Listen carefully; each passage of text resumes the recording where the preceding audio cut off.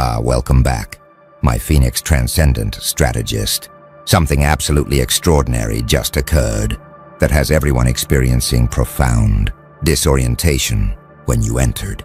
Difficult phase that typically destroys people or forces. Permanent retreat. Everyone expected you to disappear either through being broken by challenges or through quietly withdrawing to avoid further damage. Yet instead of vanishing, as predicted, you've returned, operating at dramatically elevated level that makes pre-crisis capabilities seem primitive by comparison, creating recognition that what should have destroyed you actually catalyzed transformation, making you exponentially more formidable than before. Entering phase everyone assumed would end you.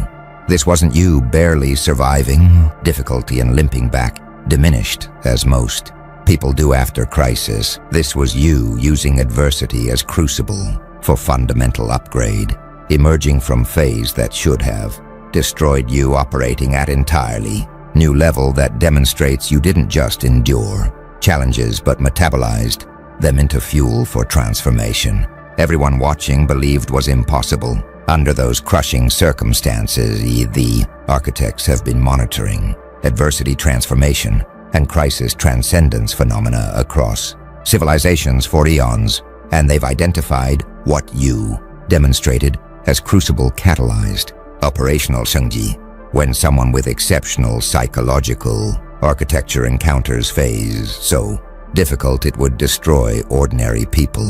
Rather than being broken, they use pressure as catalyst for fundamental reorganization, enabling them to return, operating at qualitatively superior level that previous capabilities cannot compare to, because adversity forced development that comfort would never have catalyzed. Most people are destroyed or diminished by severe adversity. Crushing challenges break their spirit. Overwhelming difficulty forces retreat. Extended crisis creates lasting damage, making them shadows of former selves if they survive at all. But you apparently possess psychological architecture that transforms adversity into upgrade catalyst. Extreme pressure that would shatter others became force, reorganizing your entire operational framework, enabling emergence of capabilities that couldn't have developed without crisis, creating necessity for transformation. Watch what's happening as observers process your return. Expectations are being shattered. People who predicted your disappearance based on how adversity typically affects people are experiencing cognitive dissonance, recognizing you didn't just survive but transcended, forcing revision of their models for how difficulty impacts development. Your upgrade appears impossible.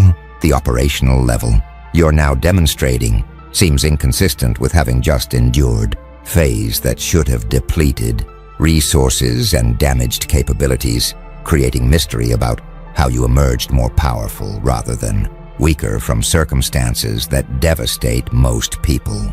Some observers are interpreting your transformation as luck, believing you must have had hidden advantages or fortunate circumstances that protected you from adversity's normal destructive effects, explaining your upgrade through external factors rather than acknowledging internal capacities that enabled transforming crisis into catalyst. Others are recognizing psychological exceptionalism, understanding that you possess rare mental architecture, enabling you to metabolize adversity into growth where others would be broken, making your transformation teach about human potential's extreme range rather than just about your unique gifts. The truly mysterious element is the discontinuity. Your operational upgrade isn't incremental improvement, but represents qualitative leap to different level, creating gap between pre-crisis and post-crisis capabilities that gradual development couldn't produce, suggesting adversity catalyzed reorganization rather than just accelerated normal growth. They expected you to disappear in that phase. Instead, you came back operating on new level, and recognition that crushing adversity made you stronger rather than weaker is forcing acknowledgement that some people possess psychological architectures enabling them to transform crisis into catalyst for transcendent development. Now the architects are analyzing what creates crucible-catalyzed operational shoki, and they're identifying what they call adversity metabolization, transformation architecture, when someone possesses psychological structures, enabling them to extract growth resources from difficulty rather than just being damaged by it. Severe adversity becomes catalyst for development that comfort cannot produce, because pressure creates necessity, forcing capabilities to emerge that wouldn't develop under favorable conditions. Most people are damaged by adversity. Difficulty depletes resources. Challenges create stress damage. Extended crisis produces lasting psychological harm, making severe adversity destructive force that diminishes capabilities rather than enhancing them through overwhelming systems that cannot metabolize pressure into growth. But you apparently possess metabolization capacity, psychological architecture that extracts development fuel from adversity, converts pressure into catalyst, transforms crisis into reorganization necessity, making severe challenges become upgrade opportunities rather than just damage sources, because your systems can process difficulty as resource rather than just experiencing it as harm. Consider what adversity metabolization requires psychologically. You must extract lessons rapidly rather than just surviving challenges or being traumatized by difficulty. You actively process adversity as information, revealing what capabilities need development, what approaches need revision, what understanding needs expansion, making crisis become intensive learning opportunity rather than just painful experience to endure. You must maintain growth orientation during crisis rather than entering pure survival mode where development stops and all resources go toward damage control. You sustain capacity for continued psychological development even under extreme pressure, making adversity catalyze growth rather than just forcing regression to primitive coping. Watch what metabolization architecture creates in development trajectory. Adversity accelerates growth rather than slowing development. Through depleting resources, crisis intensifies transformation through creating necessity and providing concentrated learning experiences that comfortable periods cannot match, making difficult phases become periods of fastest growth rather than times when development stops. Post-crisis capabilities exceed pre-crisis potential. You don't just return to previous level after recovering from adversity, but emerge operating beyond what seemed possible before crisis, suggesting difficulty revealed or created capacities that comfort had been preventing from developing through not creating sufficient necessity. Some studying post-traumatic growth recognize that adversity can catalyze development. Research shows some people emerge from crisis with enhanced capabilities, deeper wisdom, stronger resilience than they possessed before trauma, making your transformation consistent with documented phenomenon where difficulty enables growth that favorable circumstances don't produce. Others exploring anti-fragility note that certain systems gain from stressors. Nassim Taleb described how some structures become stronger through pressure rather than weaker, making your psychological architecture potentially anti-fragile system that benefits from adversity rather than just resisting damage, explaining how crisis made you more capable rather than diminished. A few from evolutionary psychology recognize that adversity has always been development catalyst.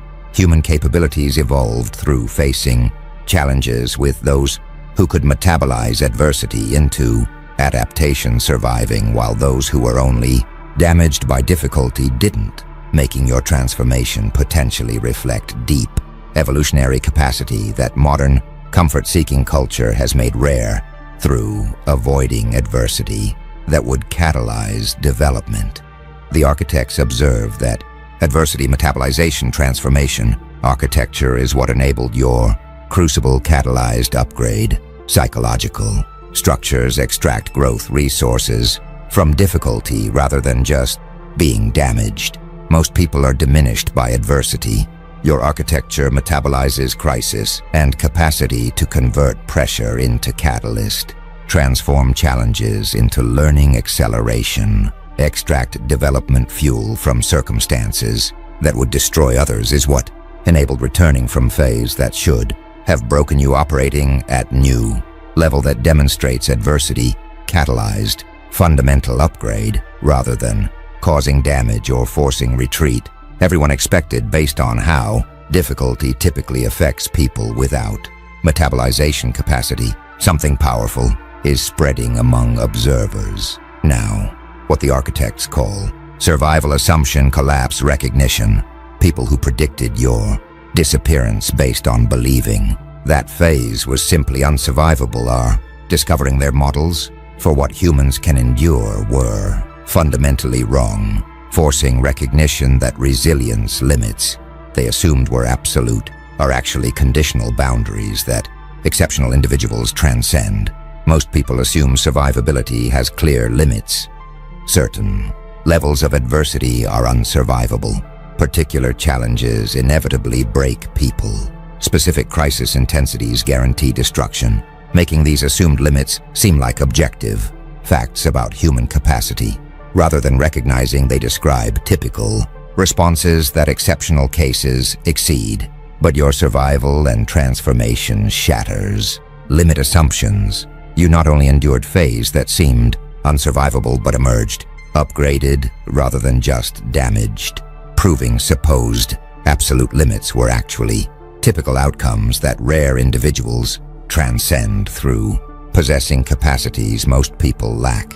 Watch what assumption collapse creates in worldview revision. Some are expanding survivability models, recognizing you endured what they believed was unsurvivable, makes them revise understanding of human limits upward, accepting that resilience boundaries are further out than they'd assumed. Because your demonstration proves greater endurance is possible than their models predicted. Others are creating exception categories rather than revising general models to accommodate your survival. They're classifying you as exceptional outlier whose endurance doesn't change their understanding of normal human limits, protecting their limit assumptions by treating your case as anomaly that doesn't require framework revision because you possess rare qualities making you incomparable to typical people. A few are questioning all assumed limits.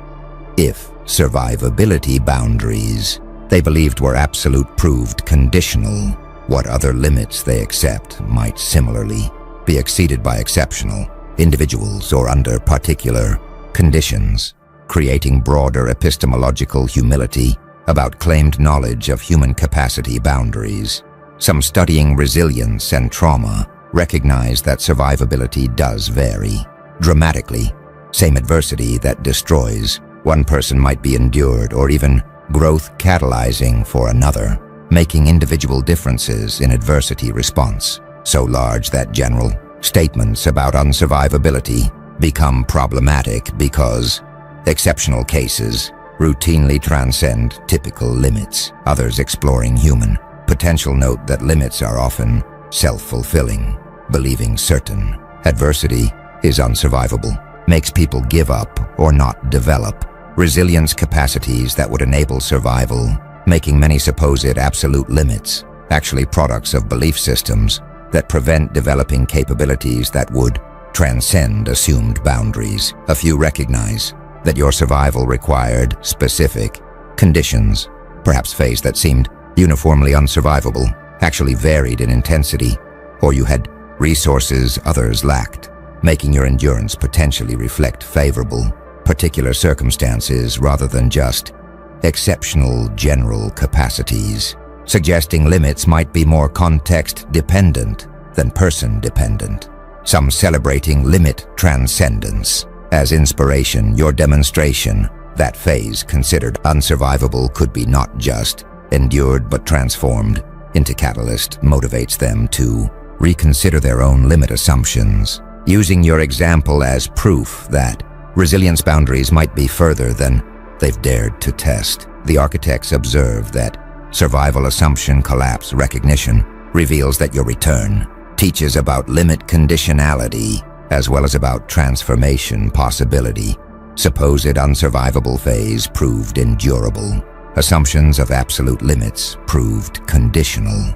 And recognition that you not only survived what everyone believed would destroy you, but emerged operating at elevated level forces, acknowledging that resilience boundaries people treat as objective facts are actually typical outcomes, describing how most people respond rather than absolute limits defining what's humanly possible. Making exceptional cases like yours reveal that human capacity exceeds conventional limit assumptions when rare individuals possess architectures enabling them to endure and transform adversity that would destroy typical people.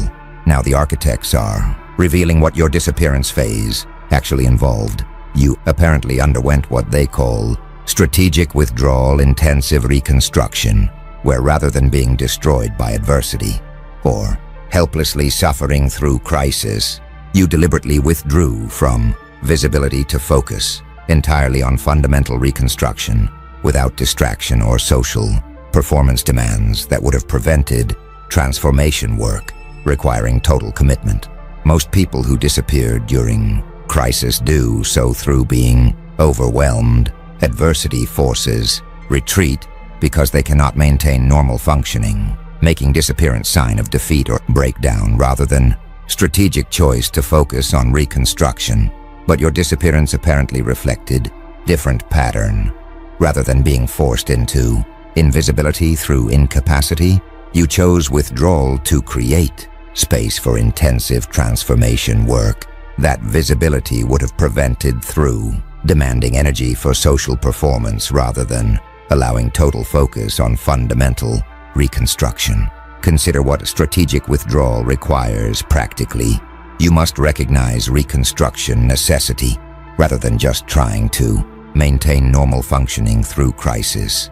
You identified that fundamental transformation was required and that achieving it would demand withdrawal from normal social participation, creating space for intensive development work.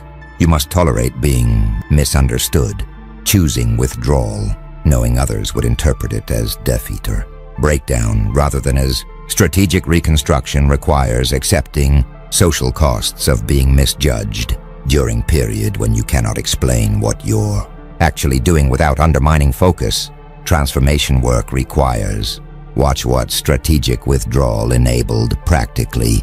You had uninterrupted reconstruction time, removing yourself from social visibility eliminated performance demands and distraction, enabling total focus on transformation work that partial engagement would have prevented through dividing attention between maintaining appearances and doing actual development work, requiring full commitment. Some studying transformation recognize that withdrawal often precedes breakthrough.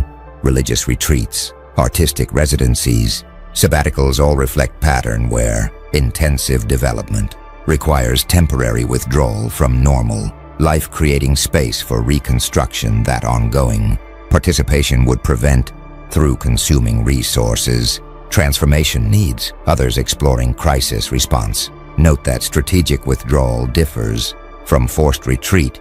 Choosing to step back for reconstruction purposes demonstrates agency and purpose that involuntary disappearance through being overwhelmed lacks, making your withdrawal potentially more similar to caterpillars or cocoon phase than to defeated persons hiding.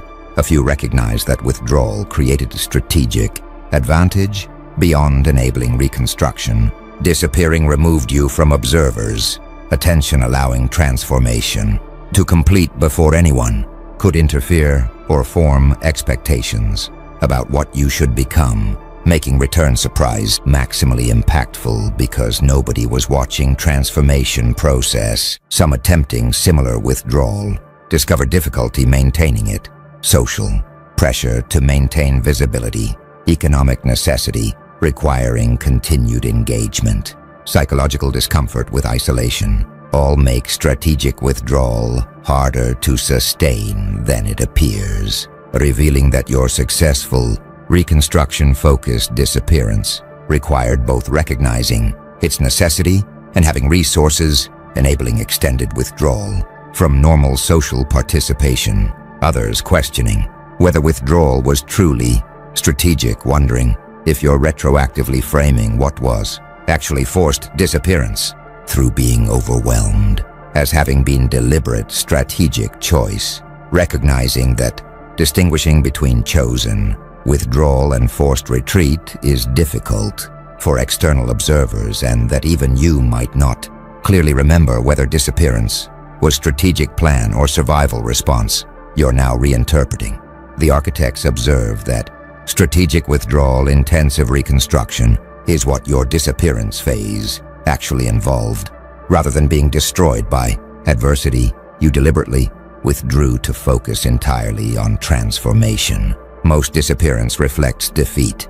Your withdrawal enabled reconstruction and choosing to remove yourself from visibility to create uninterrupted space for fundamental development work requiring total commitment is what enabled emerging from phase everyone expected would destroy you, operating at entirely new level because withdrawal provided cocoon conditions, allowing complete reconstruction that maintaining visibility would have prevented through demanding energy for social performance rather than allowing exclusive focus on transformation work. The architects are now analyzing social implications of your return. You're experiencing what they call expectation violation status, recalibration. Observers who wrote you off during your disappearance, assuming you were destroyed or permanently diminished, must now rapidly adjust their assessment upward to accommodate dramatically elevated capabilities you're demonstrating, creating uncomfortable recognition that they misjudged you, fundamentally making their previous dismissal reveal more about their limited understanding than about your actual potential. Most people who return from difficult phases come back at similar or lower level than before, making observers' expectations that you'd be diminished or disappeared seem reasonable based on typical patterns, justifying their writing you off as rational assessment rather than as premature dismissal. But your elevated return makes their assumption of your disappearance or diminishment look like fundamental misjudgment. They underestimated your resilience, misunderstood your potential, failed to recognize that you possessed capacities enabling transformation rather than just survival or defeat, making their dismissal reveal that they cannot accurately assess exceptional individuals using typical case models. Watch what expectation violation creates in social dynamics. Some acknowledge misjudgment openly, admitting they wrote you off and were wrong. These observers credit you for exceeding their expectations, while accepting that their assessment revealed limits of their understanding, rather than limits of your capacity. Others quietly revise without acknowledgement, rather than admitting they predicted your disappearance. Many are acting as if they always believed in your potential, retroactively editing their previous dismissal to preserve self-concept as good judges of character, despite having fundamentally misjudged your capabilities and resilience. A few double down on skepticism, refusing to accept that your elevated capabilities are real or sustainable. They're predicting imminent collapse or explaining your current performance through luck or temporary factors rather than acknowledging genuine transformation that would require admitting their dismissal was mistaken. Some studying social perception recognize that comeback narratives do create status boost. Returning stronger after being written off generates more admiration than maintaining consistent high performance, making your expectation violation potentially provide status advantages beyond just demonstrating elevated capabilities, because dramatic reversal creates compelling narrative. Others exploring credibility note that being underestimated, then exceeding expectations, builds trust. People who initially doubted but witnessed your transformation become more convinced of your capabilities than those who always believed, because having their skepticism proven wrong creates stronger evidence of genuine capacity than having positive expectations confirmed. A few recognize that some wrote you off. Strategically, perhaps certain observers wanted you to disappear, making their predictions reflect desires rather than genuine assessment. With your return, threatening them because they preferred you diminished and now must contend with you operating at elevated level they hoped you'd never reach. Some attempting to avoid similar misjudgment discover difficulty trying to identify who will transform adversity into upgrade versus who will be destroyed or diminished requires assessment capabilities most people lack, making observers understandably reluctant to maintain belief in people during difficult phases when typical patterns suggest pessimistic predictions are usually accurate. The architects observe that expectation violation status recalibration reveals that your return creates social complications beyond just demonstrating capabilities. Observers must uncomfortable acknowledge they fundamentally misjudged you. Typical patterns justified their dismissal.